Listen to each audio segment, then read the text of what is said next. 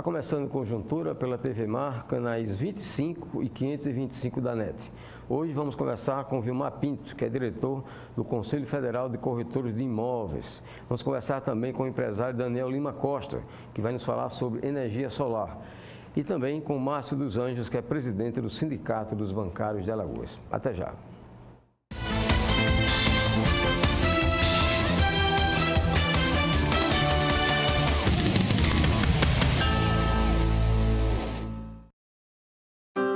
Triste, angustiado, cheio de problemas e sem ninguém para conversar.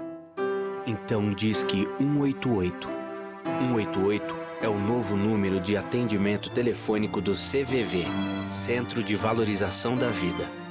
De orelhão, celular ou telefone fixo, a ligação é gratuita e funciona 24 horas todos os dias.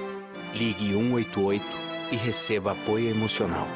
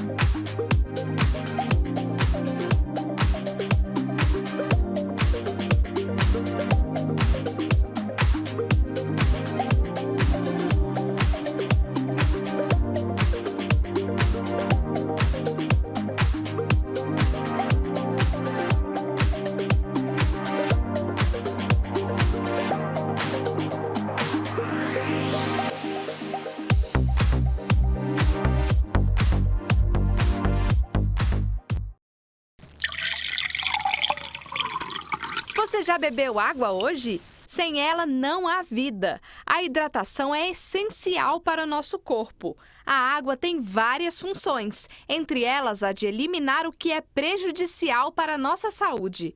Não é preciso esperar sentir sede para beber água. O consumo deve ser distribuído em porções ao longo de todo o dia. A quantidade que precisamos ingerir depende de fatores como a idade, peso, atividade física, clima e temperatura ambiente.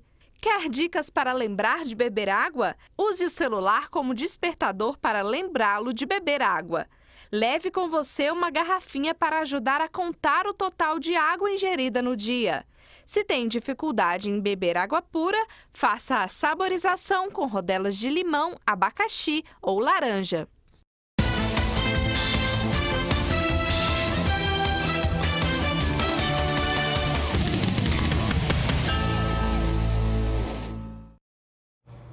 Daqui a pouco a gente conversa com Vilmar Pinto, ele que é diretor do Conselho Federal de Corretores dos Imóveis, e vai nos falar a respeito do mercado de imóveis aqui em Alagoas e no Brasil de maneira geral. Vamos conversar também com o empresário Daniel Lima Costa, que vai nos falar a respeito da energia solar. Agora, nosso entrevistado é Márcio dos Anjos, presidente do Sindicato dos Bancários de Alagoas. Márcio, obrigado pela sua participação aqui em Conjuntura. Eu gostaria de saber primeiro como é que ficou aquela questão das demissões do Banco do Brasil. Elas realmente se comprovaram, porque de início o presidente anunciou as demissões, o presidente Bolsonaro disse que era contra, que iria tomar providência contra o presidente do banco, não tomou. Eu lhe pergunto se realmente essas demissões foram viabilizadas. Eu que agradeço o convite, né, e quero aqui já iniciar dizendo que, lamentavelmente, essas demissões elas foram confirmadas. Mas eu gostaria também de colocar um pouco para poder contextualizar melhor o fato dessas demissões serem incluídas, né, em um programa que até então pelo Banco do Brasil chamado de reestruturação e que nós entendemos como um processo de desestruturação.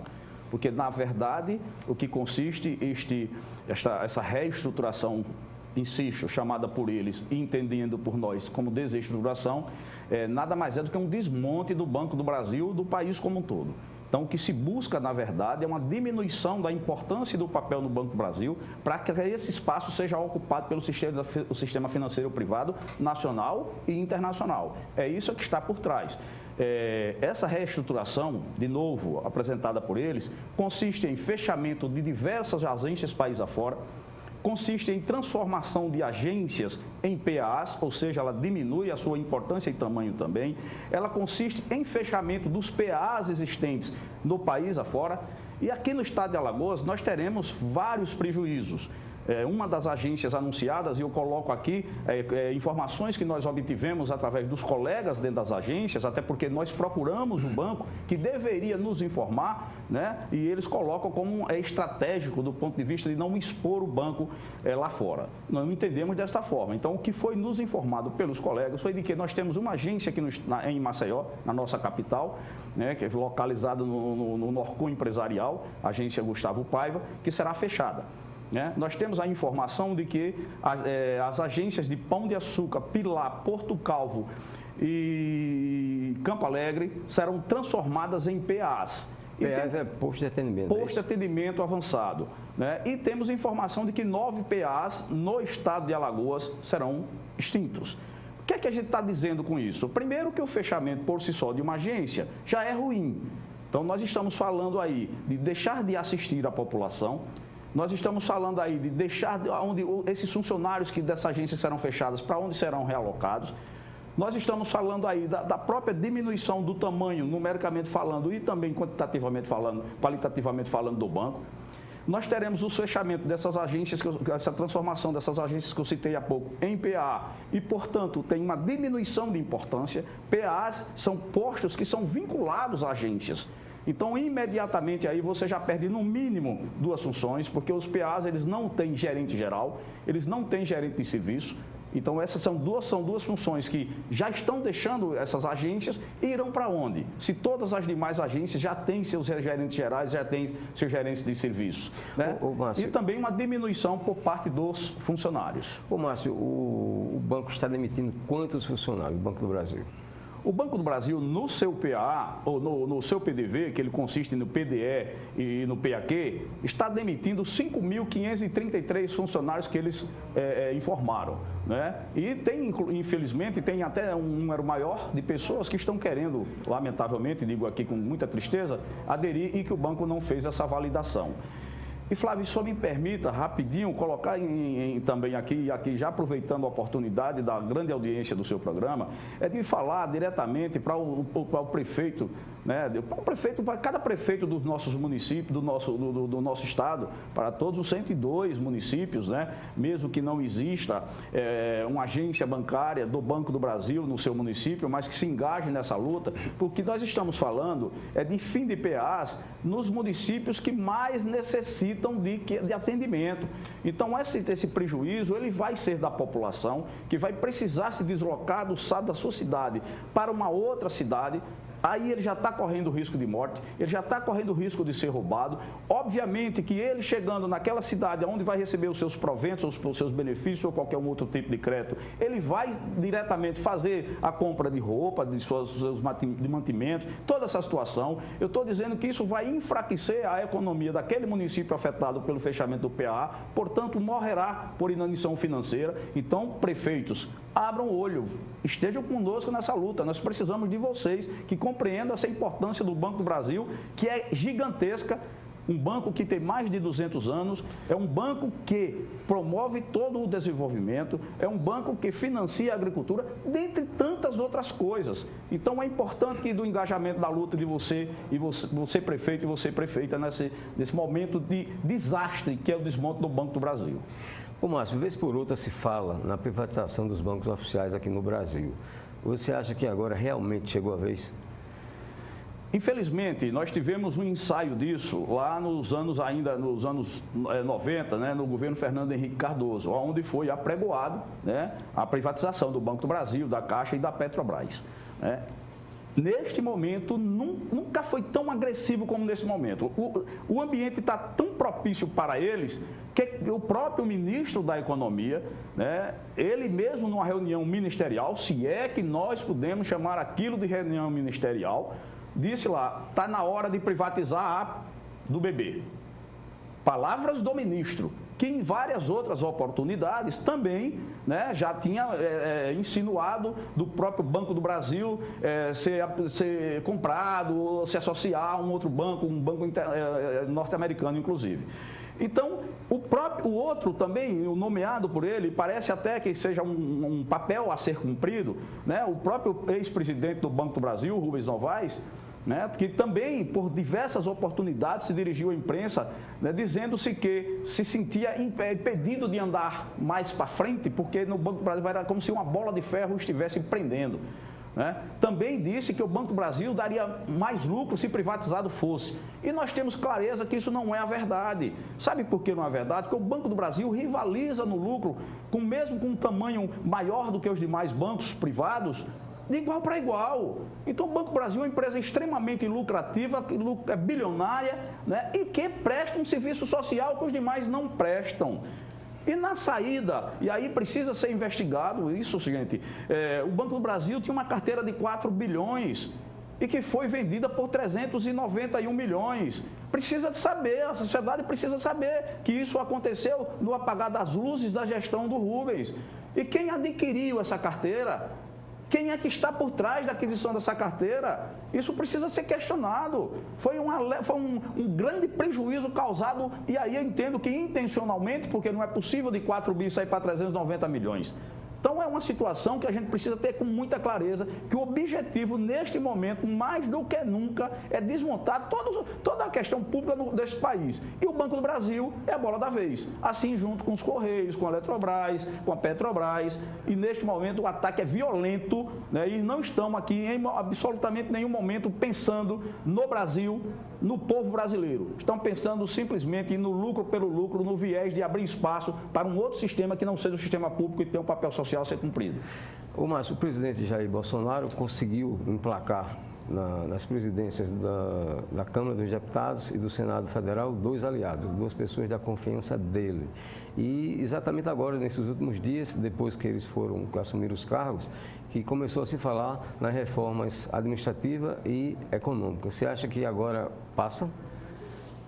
Então, é mais uma, não é? Porque o que acontecia era que, muito embora os presidentes anteriores, não é que não existisse um certo alinhamento com o Planalto, não era isso, né? Mas não existia, assim, um completo pensamento, né? Existia, sim, uma divergência, por menor que seja, que dificultava um pouco, né, que isso acontecesse com mais celeridade. O que é que o governo federal fez? Agora sim, ele tem verdadeiramente 2 representantes no Congresso Nacional, né, na Câmara e no Senado, que estão efetivamente alinhados com o projeto de reformas. E essas reformas, elas sim serão tratadas de forma célere, porque é esse o interesse do governo. Agora, o interesse do governo é o interesse do país? É o interesse dos trabalhadores? Eu creio que não. Tenho certeza que não. Então, na verdade, lamentavelmente, sim, essas reformas elas vão ser aceleradas. Algumas outras reformas que precisariam ser feitas, elas não são colocadas em pautas. Por quê? Porque simplesmente não atende aos interesses do governo. E nós vamos hoje ter um legislativo, né, eu não diria nem alinhado, eu vou dizer submisso ao executivo e encaminhando com celeridade todas as questões que por ele foram encaminhadas. Márcio, estamos completando, infelizmente, um ano de pandemia, esse tal do coronavírus. Como é que está sendo o trabalho de vocês? Como é que vocês estão atuando dentro desse momento de pandemia, principalmente com a implantação do teletrabalho? Que implicações tem tido isso para vocês? Olha, é dificílimo, né, para todos nós, né, seres humanos, né, uma pandemia não é brincadeira. Né? Reportando-se a categoria bancária, foram várias as medidas que nós tomamos no intuito de proteger, de minimizar um pouco tanto a população que é atendida pelos bancários dentro das agências, como nós, os bancários e as bancárias. No dia 11 de março, quando foi oficialmente declarado a pandemia, né, logo em seguida, nós, Comando Nacional, e eu sou presidente dos sindicatos bancários e também sou um dos membros do Comando Nacional dos Bancários, que é a instância máxima da nossa categoria, instância máxima do ponto de vista político, onde nós fazemos essa negociação.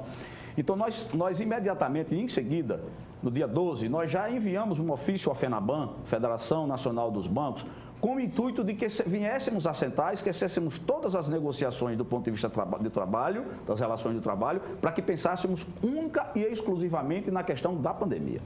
Então, no dia 16, nós fizemos essa reunião, desta feita de forma virtual, porque costumeiramente nós fazíamos presencial, e essa reunião criou-se o Comitê Bipartite de Crise.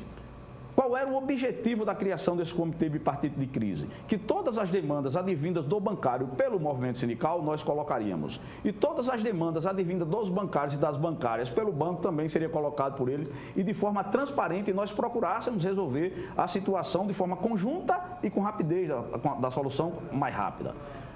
Isso de 16. De lá para cá, foram várias as medidas que nós conseguimos negociar, de novo, com o intuito de minimizar a situação, de proteger um pouco e também proteger um pouco os bancários e a população. Medidas tomadas. Entramos em contato com o Banco Central para que se houvesse uma redução do horário de atendimento. Qual era o objetivo? Ora, quanto menos tempo de atendimento, menos pessoas, menos aglomeração, menos contágio, mais proteção. Né? Também tomamos outras medidas imediatamente, que foi seguindo a orientação da Organização Mundial da Saúde, né, que nós não podemos jamais deixar de estar aqui citando a questão da ciência e da medicina, não podemos negar uma situação dessa. Imediatamente nós tomamos a decisão conjuntamente, volto a dizer, em mesa de negociação, de afastar todos aqueles que faziam parte do grupo de risco citado justamente pela Organização Mundial da Saúde. Então, nós já uns 3 ou 4 dias posterior ao dia 16, nós já temos aí em torno de 40 mil bancários e bancárias afastados. Além do uso da máscara, obrigatório uso da máscara nas agências, do álcool em gel, do autoatendimento, do rigor na limpeza do autoatendimento, além do contingenciamento de pessoas no ingresso à agência, além do distanciamento entre elas no ambiente interno das agências, até porque a gente entende que o ambiente interno da agência é um vetor de contaminação muito forte, ambiente fechado, com ar-condicionado. Então, foram várias as medidas somadas para que a gente pudesse proteger o bancário e a bancária. E me permita só rapidinho, Flávio, em relação a isso, é porque neste momento nós estamos com um processo de vacinação. Né? Então, da mesma forma como o serviço bancário foi taxado como essencial, então nós queremos, e não é privilégio, o mesmo tratamento. Nós entendemos e compreendemos perfeitamente e até dizemos que é o correto.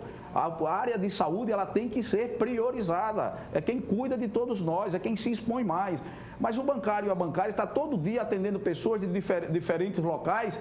Né? Se nós somos tratados como serviço essencial, por que também não ter esse mesmo tratamento do ponto de vista da vacina e ser incluído num grupo prioritário para poder a gente estar também sendo vacinado e protegendo a gente e os usuários e clientes que estão dentro das agências? Tá ok. Muito obrigado, então, a Márcio dos Anjos, presidente do Sindicato dos Bancários de Alagoas, pela sua participação aqui em Conjuntura. Vamos agora ao intervalo, a gente volta já já.